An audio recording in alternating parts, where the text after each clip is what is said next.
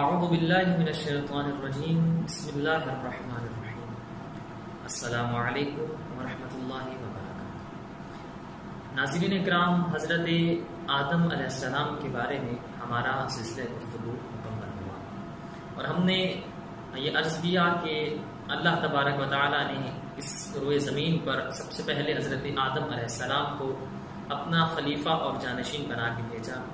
پھر اس کے بعد یہ سلسلہ چلتا رہا۔ حضرت آدم کے بعد ان کے جانشین حضرت شیس بنے، شیس کے بعد ان کے بیٹے انوش، اور انوش کے بعد ان کے بیٹے قینان، قینان کے بعد ان کے بیٹے مہلائیل، اور مہلائیل کے بعد ان کے بیٹے یرد، اور یرد کے بعد ان کے بیٹے حضرت ادریس علیہ السلام۔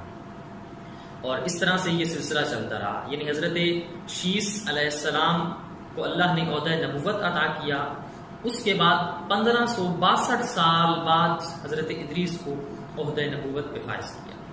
ناظرین کرام، آج ہم حضرت ادریس علیہ السلام کے بارے میں بات کریں گے۔ ادریس آپ کا اصل نام اخنوخ تھا، کہ مصری زبان میں آپ کو ہرامسا کے نام سے یاد کیا جاتا ہے، اور قرآن مجید نے جو آپ کا نام ذکر کیا وہ ادریس نام ذکر کیا۔ ادریس کا مطلب کیا ہے؟ درس و تدریس کرنے والا۔ چونکہ حضرت ادریس نے باقاعدہ ایک درس و تدریس کا سلسلہ شروع کیا، اور جیسے کہ مدرسے کی بنیاد رکھی جاتی ہے، روزانہ بیس پہ آتے تھے پڑھنے کے لیے اور پھر واپس چلے جاتے تھے، تو اس لیے آپ کو ادریس کہا گیا، یعنی درس و تدریس میں جو مصروف رہے، اسی سے آپ کا لقب ادریس مشہور ہو گیا۔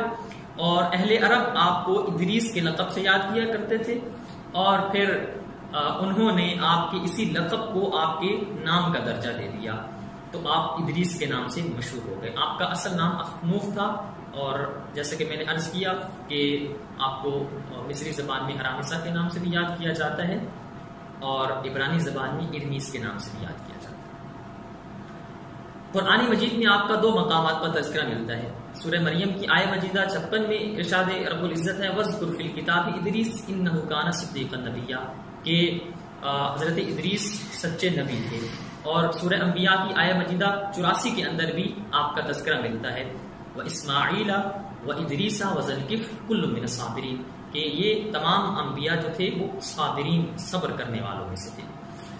حضرت ادریس علیہ السلام ان کی ولادت کے بارے میں، جائے ولادت کے بارے میں مختلف اقوال ہیں۔ ایک قول یہ ہے کہ آپ بابل میں پیدا ہوئے، کہ جہاں حضرت ابراہیم کی ولادت کا ہے، لیکن مشہور قول یہ ہے کہ آپ مصر کے اندر پیدا ہوئے ہیں، اور پھر چونکہ آپ کا یہ وتیرہ تھا کہ آپ بہت جگہ اپنے نقل مکانی کی، ایک جگہ سے دوسری جگہ چلے جاتے تھے، اور بعض اوقات نقل مکانی کی وجہ بھی یہ ہوتی تھی کہ وہاں کے ظالم جابر بادشاہ کی وجہ سے آپ کو ہجرت کرنا پڑ جاتی تھی، تو بہت سی جگہوں پر آپ نے نقل مکانی کی اور ایک جگہ سے دوسری جگہ گئے، اور اللہ کا یہ پیغام ہر جگہ پہنچاتے رہے۔ وہاں آپ کا ایک تذکرہ ملتا ہے کہ آپ کا جو گھر تھا نا، مصر کے علاوہ آپ کا ایک گھر عراق کے شہر کوفہ کے اندر بھی تھا، کہ آپ کا وہاں گھر تھا، آپ رہا کرتے تھے اور اللہ کی عبادت بھی کیا کرتے تھے، جہاں آج کل کوفہ کے اندر مسجد سہلہ ہے موجود۔ اس مسجد سہلہ میں حضرت ادریس کا مقام بھی ہے، اور حضرت ادریس علیہ السلام کا گھر بھی وہاں پر موجود ہے، آج بھی وہ ان کا تذکرہ ملتا ہے، اور وہ مقام موجود ہے، اور لوگ وہاں آتے ہیں زیارت کرنے کے لیے، اور پھر وہاں عبادت بھی کرتے ہیں۔ اور بہت سارے انبیاء کا اس مسجد سہلہ کے اندر مقام موجود ہے، اور بہت سے انبیاء وہاں رہے ہیں، تو بڑی بابرکت جگہ ہے، اور لوگ وہاں عبادت کرتے ہیں، اور وہ دل میں یہ خواہش پیدا کرتے ہیں کہ جہاں انبیاء اور ائمہ معصومین عبادت کر کے گئے، ہم بھی وہاں عبادت کریں، اور لوگ اس مقام کی زیارت بھی کرتے ہیں۔ تو حضرت ادریس کے مختلف مقامات پر آپ کا ذکر ملتا ہے کہ آپ نے نقل مکانی کی اور اللہ کا یہ پیغام لوگوں تک پہنچایا۔ آپ کی چند ایسی خصوصیات ہیں جو اللہ تبارک و تعالی نے آپ کو ان خصوصیات سے نوازا ہے۔ ان میں سے ایک خصوصیت تو یہ کہ آپ نبی ہونے کے ساتھ ساتھ مرسل بھی تھے، یعنی عہدہ نبوت کے ساتھ اللہ نے آپ کو رسالت کا عہدہ بھی عطا کیا، چونکہ نبوت کا عہدہ اور ہے اور رسالت کا عہدہ اور ہوتا ہے۔ رسالت نبوت سے بڑا عہدہ ہے، جیسا کہ مشہور قول یہی ہے کہ 1,24,000 انبیاء ہیں، ان میں سے 313 رسول تھے، تو ان 313 رسولوں میں سے ایک حضرت ادریس بھی تھے۔ کہ آپ کو اللہ نے نبی ہونے کے ساتھ ساتھ مرسل بھی بنایا. اس کے ساتھ دوسری خصوصیت یہ تھی کہ اللہ تبارک و تعالیٰ نے آپ پر 30 کے قریب صحیفے نازل کیے اور انہی صحائف کی روشنی میں آپ لوگوں کو تبلیغ دین کرتے رہے اور اللہ کی طرف بلاتے رہے. تو آپ پر 30 کے قریب صحیفے بھی نازل ہوئے. اس کے بعد تیسری خصوصیت یہ کہ آپ کو علم نجوم عطا کیا اللہ تبارک و تعالیٰ نے. تو حضرت ادریس نے اللہ کے عطا کردہ اسی علم کے ذریعے اپنے علم نجوم کو پہلی دفعہ لوگوں کے اندر متعارف کروایا. اس کی جو بہت ساری اصطلاحات ہیں آج کل بھی ہم استعمال کرتے ہیں، علم نجوم کی اصطلاحات ہیں، تو ان علم نجوم کی اصطلاحات کی حضرت ادریس نے وضاحت فرمائی اور پھر ان کے مختلف جو برج ہوتے ہیں ان کا نام بھی متعین کیا. تو یہ پہلی دفعہ حضرت آج کا جو علم نجوم ہمارے پاس ہے، یہ پہلی دفعہ حضرت ادریس نے علم نجوم کو متعارف کروایا. تو یہ اللہ کی طرف سے ان کو خصوصیات جو ہے وہ عطا کی گئی. اس کے بعد چوتھی خصوصیت یہ تھی کہ قلم کے ذریعے لکھنا حضرت ادریس نے متعارف کروایا. کہ اب سے پہلے جو ہے وہ قلم کے ذریعے نہیں لکھتے تھے لوگ، باقاعدہ یعنی جو انسان قلم کے ذریعے لکھتا ہے یہ حضرت ادریس کے زمانے میں مشہور کروایا، حضرت ادریس نے اس کو متعارف کروایا ہے.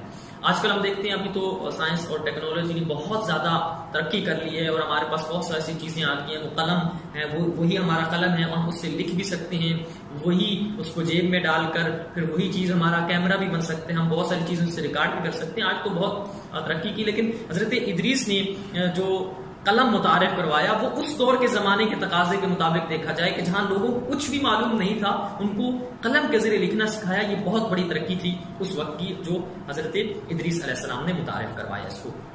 جیسے کہ آج سے کچھ عرصہ پہلے دیکھیں تو جو ہے وہ کچھ ایسی قلمیں ہوتی تھیں کہ ان کو سیاہی کے ساتھ لگا کر جو ہے وہ دوات ہوتی تھی، قلم ہوتی تھی اور پھر ان کو جو ہے تختی پر لکھا جاتا تھا. تو یہ باقاعدہ حضرت ادریس علیہ السلام کے زمانے میں اس کو متعارف کروایا گیا. اس کے بعد پانچویں خصوصیت کی اب سے پہلے جتنے لوگ تھے وہ چمڑے کا لباس پہنا کرتے تھے، تو حضرت ادریس نے متعارف کروایا کپڑے کا لباس پہننا.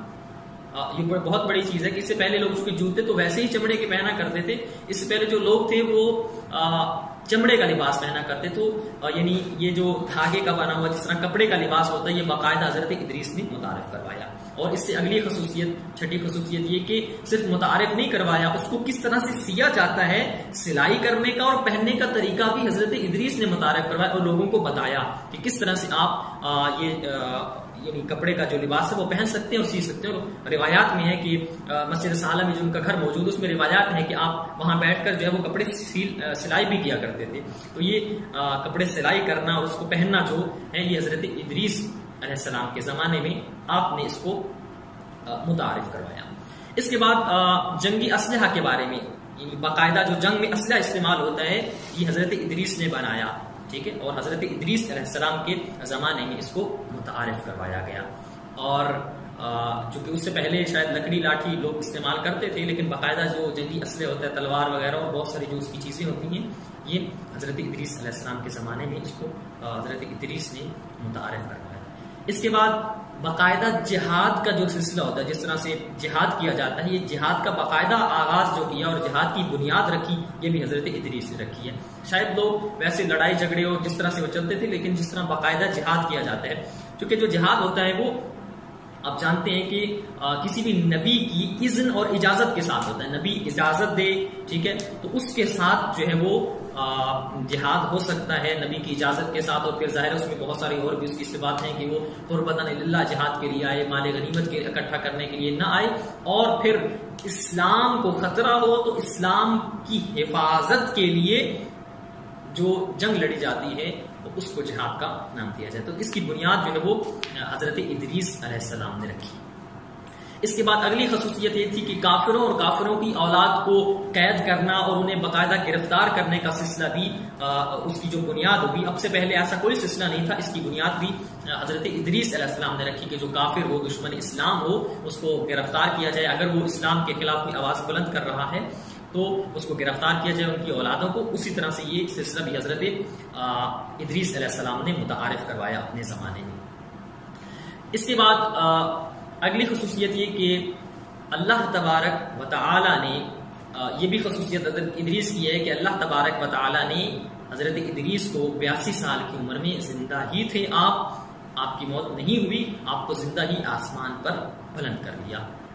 چونکہ یہ بہت سے انبیاء کے بارے میں، جیسے حضرت الیاس کے بارے میں اور حضرت عیسیٰ کے بارے میں ہے کہ اللہ تبارک و تعالیٰ نے آسمان پر بلند کر لیا اور وہ زندہ ہیں، ان میں سے ایک حضرت ادریس بھی ہیں۔ تو یہ سلسلہ حضرت ادریس سے شروع ہوا کہ آپ کو زندہ 82 سال کی عمر میں، چونکہ آپ باقی شہروں سے جو نقل مکانی کے کرتے تھے، 82 سال میں واپس مصر آئے ہیں، اور پھر اللہ تبارک و تعالیٰ کے حکم سے آپ کو، چونکہ جان کو خطرہ تھا، اس لیے اللہ تبارک و تعالیٰ نے آپ کو آسمان پر بلند کر لیا۔ تو یہ وہ 10 خصوصیات تھیں جو اللہ تبارک و تعالیٰ نے حضرت ادریس علیہ السلام کو عطا کی۔ ہمارا یہ سلسلہ گفتگو حضرت ادریس کے بارے میں جاری رہے گا انشاءاللہ، آپ ہمارے ساتھ رہیے گا۔ السلام علیکم۔